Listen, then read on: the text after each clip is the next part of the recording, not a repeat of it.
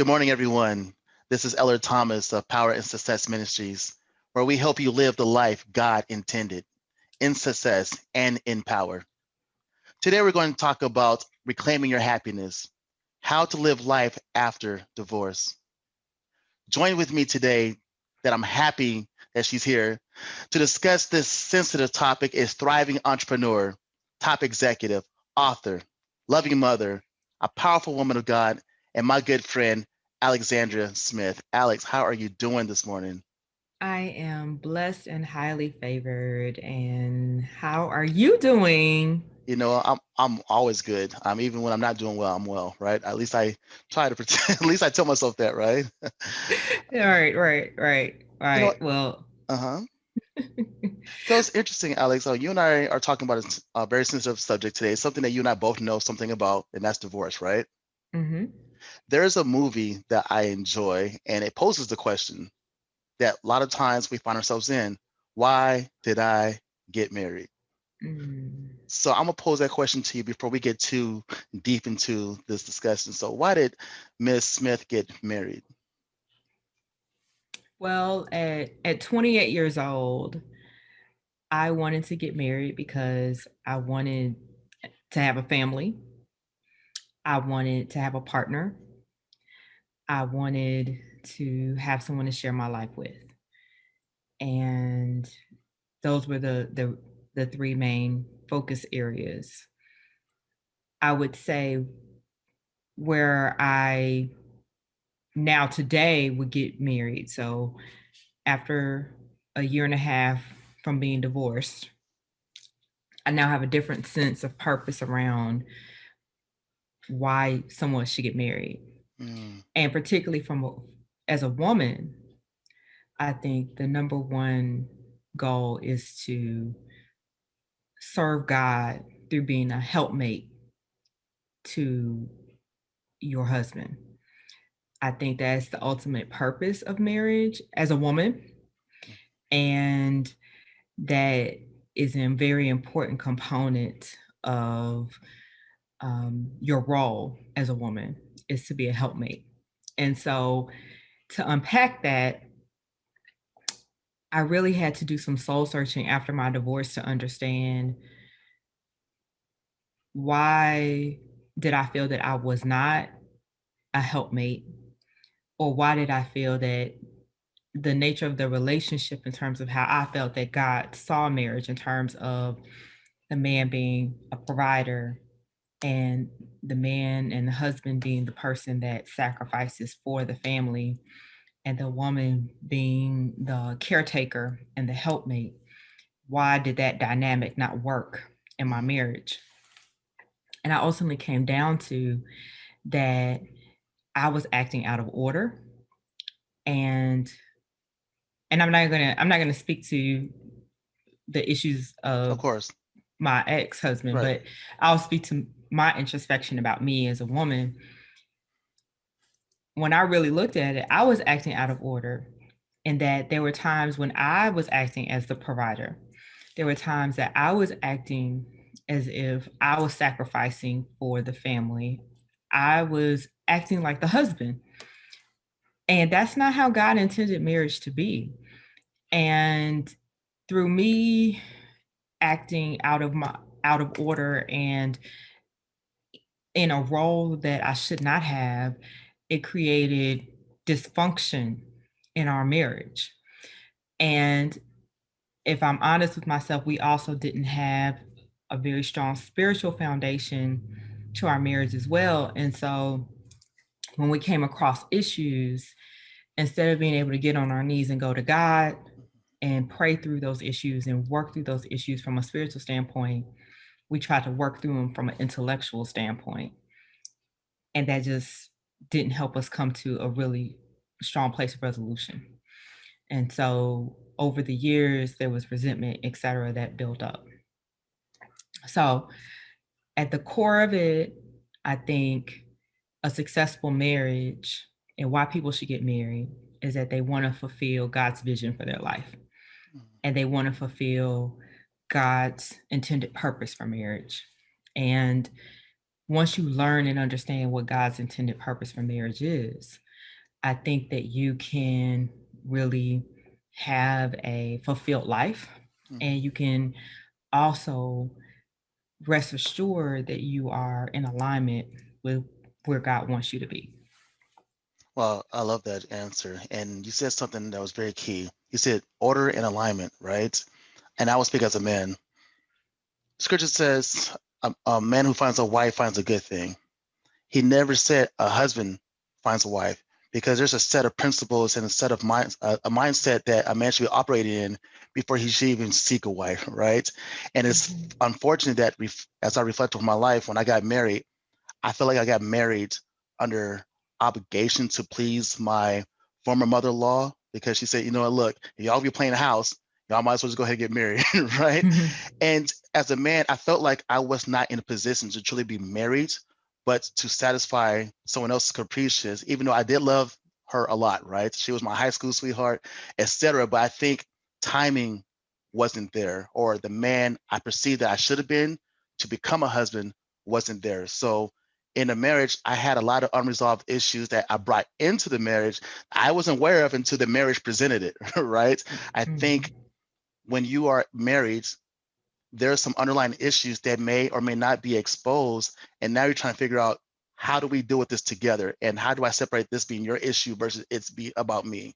And I like the fact that you are speaking about yourself and not necessarily about your former husband, right? I think a lot of individuals who are hurting, they want to go through this blame game. Oh, it is his fault, it's her fault. This is why this happened. But one thing I do know though is this: most people do not get divorced over one particular issue. It's usually accumulation of violations to marital standards, expectations, and agreements, right? Do you feel that you fit in that category? And if so, what took you so long to address these? Or you just got to a point like, you know what, I don't see a life outside of this, and this is beyond healing the marital unit right now. Absolutely, I would agree with that statement. So it wasn't just one incident or one issue that led to our our divorce.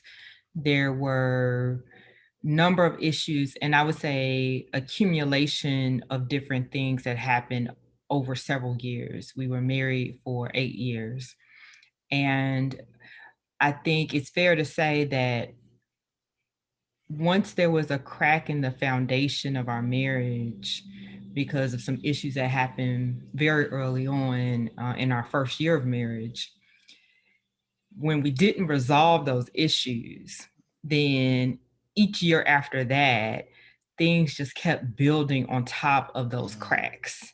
right. And so then next thing you know is like you're building a layer on top of a foundation with a crack in it, and then that crack kind of seeps into the next layer, and then you put another layer on, and then that crack kind of seeps in, and so it's like you're building a house, but each layer you put on top, while there may be some good things as a part of that layer, Right. because not everything is all bad, that we had some great things that were a part of our marriage, but some of those things that were dysfunctional or damaging, etc., hurt feelings, etc., Mhm. resentment, because we didn't deal with it and we didn't really know effectively how to deal with it, those cracks just kept seeping in.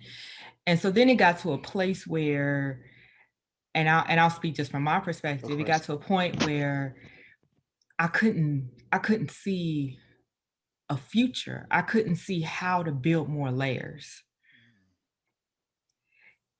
And that's a very scary place to be when you're in a marriage and you're living basically day to day. You're in almost like a survival mode where you're just trying to get through each day, and you can't see the other side of it. You can't see past the trauma. You can't see past the resentment. You can't see past the issues and the cracks that have happened.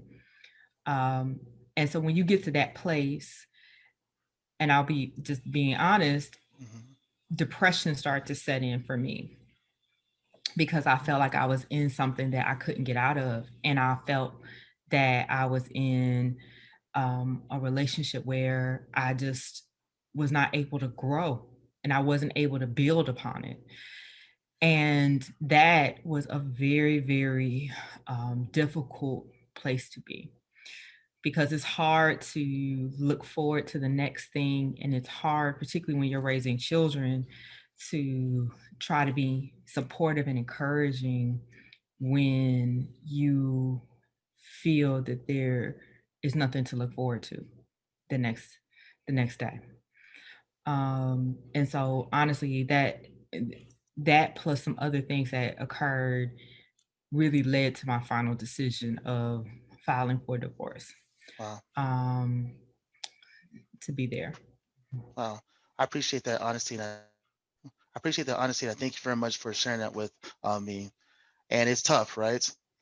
Any person who says that divorce is easy is lying to himself or herself, because whether you're the initiator, the recipient, or it's mutually decided upon, it is not something that says, oh, you know what? Yeah, I'm happy go lucky. So, what are some things that you guys tried to do to try to bring it back in perspective, back in alignment with God? Was there any particular steps that you've taken? Yeah, so we did try not premarital counseling. Well, I will say we did go through premarital counseling before we got married. We did, when we ran into some issues about 5 years in, um, we did go to couples counseling. Um, but I would also say that it was it was hard to come to a place of consensus on forgiveness, because there was things, as I mentioned, those cracks that occurred. Right. It required kind of multiple layers of forgiveness for me and him. Okay. And it was almost as if we could forgive some parts of the cracks, but not all of them. And so the parts that we couldn't forgive, or that was hard to forgive, um, that continue to have um, the kind of the dysfunctionalness in the relationship. So we definitely tried counseling. And then personally, I went to counseling, went to church, prayed constantly about it as well. Um, so definitely there were some um, different efforts along the way to try to make it work. Well, yes, I remember distinctly, very vividly. Uh, we got separated, and this is funny now that I look back on it, 364 days into our marriage. So we didn't hit our first anniversary before a separation occurred, right? It goes to show you how intense things were. And I had to learn a lot about myself in that separation. And God sent me this great man of God in my life. Because keep in mind, I never knew what a husband looked like. I'm growing up in a very odious, with a very odious past. I was like, okay, so I know I'm not going to ever be abusive, like physically, or do this, right? But I didn't realize that being arrogant, being all about me, are some very destructive traits for a husband, right? Because as a protector, as a provider, a husband's supposed to love his wife and protect her, like Christ loved the church, you know what I mean? And I didn't understand it. And it took that separation and the pain of that separation and the divorce to get me to a place of one, healing, two, identifying what it really means when God says, when a man finds a wife, finds a husband, because it's a mindset and it's a spirit that you have to adopt and embrace before you should even be in a marriage. So I had to learn a lot of key points now in my hindsight. What have you learned from your marriage and the divorce thus far? Well, I think the biggest thing is this idea about being a helpmate. Okay. And that as a woman, and especially I think in 2021, we talk about what does it mean to be an independent woman, and if you want to, add in the race aspect, being an Right. independent Black woman, and the history of Black women being the matriarch and the rock bed of the Black family. At the end of the day, though, what God intends is for women to be the helpmate to their husbands, and to help their husbands really embrace and to live out their purpose as God has intended it, and to take care of the home and to take care of the children and to make sure that things are happening properly. When you look at Proverbs 31, it talks about a woman who works hard for her family, that she has her own, let's say, career and business, but that she also makes sure that the family is taken care of and understands her proper place with her husband. And so, this idea of being a helpmate and really embracing that is something that I have focused in on as I've reviewed areas of where I could improve upon and being, I think, much more understanding. And ultimately, the idea of being a helpmate comes back to this idea of service, idea of being selfless, the idea of fully embracing helping someone else to achieve their dreams. And this is hard when, for particularly young Black girls, you're taught that you should be this independent woman and to, you know, have your own career and to make your own money and to have all these things and to be open and willing to not necessarily put it all aside, but to focus and channel your energy on helping your husband be successful and helping your children be successful and serving your husband and serving your children. It's a completely different mindset than you being focused on you and you being focused on your career. And so that's something that I wouldn't say I've gotten completely figured out, but I do think it is an important component of how God looks at the family and the role of women in the family. Not saying that women are subservient, but saying that women play a strong role in helping the family be successful. And how do you embrace that? Well, I appreciate that. And I think what ends up happening, Alex, is that again, hindsight's 2020, but moving forward, we've learned so many lessons and we still love the people that we parted from, right? Because it's hard to not still love a person or have some dimensional love for them because of the impact he or she made on our lives. So now that divorce has happened, walk me through from going from divorce to where you are now, from a healing perspective, activity perspective, like what was so difficult getting to where you are right now? Like help me, walk me through to the place where Alex has now found peace somewhat. Hmm. Well, I think the first component for me was just having peace with God. Mm, So, going through my divorce, I went to therapy. I prayed a lot. I started going to the gym a lot more, doing yoga, more meditation. And it was all about centering myself and listening to God more. So, a part of me really getting back to the core of who I am as a person was sitting and being still and listening to God where I absolutely could. So I think that was a very important component of my process. I think the other component was being willing to and being open to just doing things differently.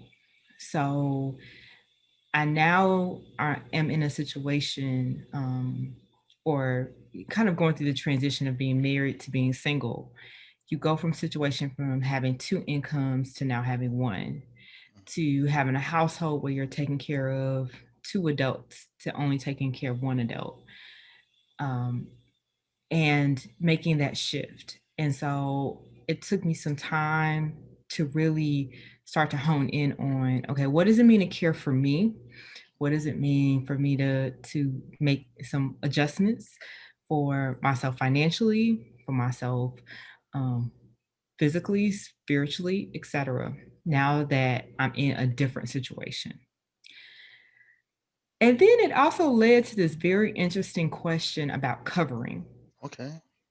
which when you're married, there's this understanding that your husband covers you. Right.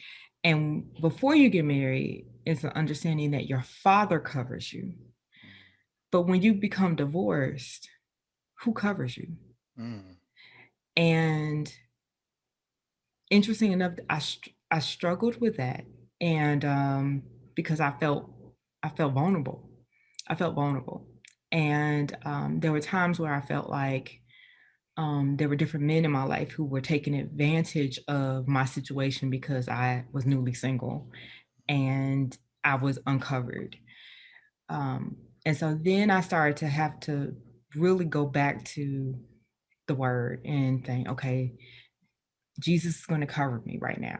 Jesus is going to cover me, and He's going to send me the resources and the the the people that I need in my life to help me when I need it the most.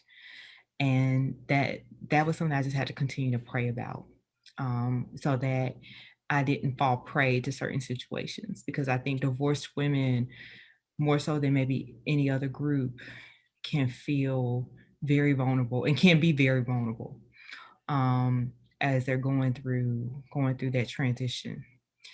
Um, and so I'm thankful that my father figure, my grandfather stepped up, and he actually moved to Memphis to help me. But also other men that I care about in my life were able to step in as well. And honestly, I really haven't felt that vulnerability um, in a very, very long time. And so that was something else that I had to work through. So today I feel amazing. I know God is with me. I know I'm walking in my purpose. Um, I feel that, you know, He is preparing me for the next. Do I know if I'll ever get married again? I don't know. But I am open to what God has in store for me. I really appreciate your commentary, especially when it talks about getting back to you, because it's difficult. We go from we back to me, and oftentimes we lose our identity in our marital situations. We're a mother, we are a father, we are a husband, we're a wife, we're a worker, we're an employee, we're a business owner. We have all these labels that are somehow meshed together. And then when some of those things are severed, especially in a relationship, we have to find out, okay, who was I before I got married? And do I still want to be that person? Or who was I before I got married? And how do I become a better person? Right? Mm-hmm. Because there's some defining moments that take place in our marriages as well as our divorce that says, you know what? My best is still yet to come. And I think for you, your best is still yet to come. Right? Right. I thought, Right. honestly, if you don't mind me being honest, that I was never going to recover from my divorce. I'm just being honest with you. I Mm-hmm. felt like a failure. I felt that I let down my grandfather who passed away, who taught me how to be a man, but I was only 6 years old when he passed away, right? So the only memories I have of him is just being strong, being a provider, but I'd never seen any of the affection that he shared with my grandmother, right? I didn't see any of these things. And growing up as a man, I didn't have any focal points or examples of what a husband looks like. And I do know when God placed this gentleman in my life who was a thriving father, he was a great husband of 30 years. I mean, he had all the makings that I wanted to become. And part of me was like, I think that happened too late because we're separated and God brought him into my life instead of him bringing God bringing him in my life before I got married. It would have been helpful, right? But he had me go through a couple of things as a man to try to rebuild the marriage, and it didn't work. And I told him I wanted to fight him. Like, dude, look, if she talks to me one more time crazy, you and I know you're a man of God, but I ain't there yet. We're gonna go outside. We're gonna hammer this out, right? But I was still in a place to listen and to be better, Alex. I think that's what you got across. You have this desire to get to your next level, and you are radiant now. You're smiling. I remember the time when you're going through that. You're like, "El, look, don't know." And you're right. God did put certain individuals in your life to speak life into you, right? And this is the result of what that looks like. So individuals, especially young ladies who are going to divorce right now, who are struggling, what would be your advice to them right now? My advice, number one, is to try to stay grounded. Mm, Back to the basics. Have your word, have your prayer, have people that you trust around you, and keep yourself healthy. So this is not a time for you to start, partying and drinking and all of those things. Get core to the basics. Um, Remember that divorce it brings out the ugliest in everyone who's in the process. You'll see things from the person that you're going through the divorce with that you never thought you would see. Mhm. So trying to stay as true to who you are as possible and staying grounded is really important. So that's why having your word, your prayer, and people that you trust around you is really important. I think remember that, especially if you have children, the other person is your child's mother or your child's father. Mhm. Um, and I know for me, that's something I would say to myself repeatedly. This is my children's father, and he will always be my children's father. And so I never wanted to do anything that would discredit him or disrespect him in the process, even if I felt that his actions, you know, um, were maybe not to my liking. At the end of the day, I can agree to disagree, or I can respect him and still separate from him. And so I think always taking the high road um, and looking at doing what you can to preserve the respect of the other individual is important because you do want to have a positive relationship with that individual even after the process is over, especially if you have children with them. And I think that is it. um and it's gonna be okay. You will get through this. um you will have to fight. And I remember, Ellie, we had that conversation where you were like, it's gonna be a fight. You're gonna have to fight. And this is maybe, the one time in your life where, especially if you're not used to fighting, where you're gonna have to fight for yourself. You're gonna have to fight for for what is the right thing to do. um and so just knowing that God is with you and that you're gonna get through it is really important. I thank you, Alex. Also, I want to echo what you stated to the men out there too. Men, right now is not the time to be destructive. It's time about rebuilding yourself. It's time for you to get back into the mindset and get back realignment with God, right? We were called to be protectors, providers, and to love the things and the people that God put in our lives. So as much as you want to go ahead and just turn up and tear up, right now it's not the time. I understand that you are hurting, and the hurt is going to last for quite some time because you're grieving right now. And as men, we oftentimes grieve, but we don't cry a lot. Our grievance is done through casual intercourses, you know what I mean, and destructive natures, drinking, etc. Let's find some more productive and constructive ways to deal with our hurt. Get on our knees, pray to God, say, Lord, you know what? Help heal me, and pray for your former wife and your former significant other. They need it as much as you do. The hurt happens on both sides. So, Alex, I'm gonna say this to you. I appreciate you for being such a great woman of God. Thank you so much for sharing your story and have the courage to do so. I know to you, I'm just L, right? But a lot of people are going to be strengthened and encouraged by your message. So I thank you so much for being here. And again, for being a powerful example of woman God looks like. And one thing I like about you, you're real. I know you. And one thing you do not deal with is fluff, right? You're not one of those fluffy individuals, even though you're a woman of God, said, look, y'all, I'm going through right now. I'm not going to be one of those overly hyped Christians like, yeah, God is good. God is great. He's good. He's great. But right now, I'm struggling. I'm and on you, the floor on my knees right. crying. From Mm-hmm. you went from struggling to strength. And I think that's how it should be for everybody. And there's a process to follow. And one is getting back in line with God. He was Mm-hmm. the designer of marriage, and he is definitely the designer and creator of healing. So who better to go back to when things fall apart is to go back to who the creator is, right? And I Right. love the fact, Alex, that you said that you feel covered now. For men, we automatically are still recovering, but we still need to be attached to someone who could give us direction and instruction. If it wasn't for God sending this man of God in my life, I don't know what would happen. You know, I think I probably would have been a statistic out there, not from a death perspective, but just a angry, bitter man that's want to just become a player and do whatever, right? Because hurt has a tendency to drive men to do that. So again, I salute you for being an Esther. And sometimes you had to be a Deborah, which I appreciate. So is there anything else you'd like to say before we part ways? No, I thank you for the opportunity to share my story. And I hope that this is encouraging and a blessing to those who listen to it. I think at the end of the day, I just want everyone to know that if you're going through the divorce process, you will get through it. You will make it. You will get on the other side of it. And I know that it may feel like you're not going to. I know that feeling when you're like, oh my God, this process will never be over.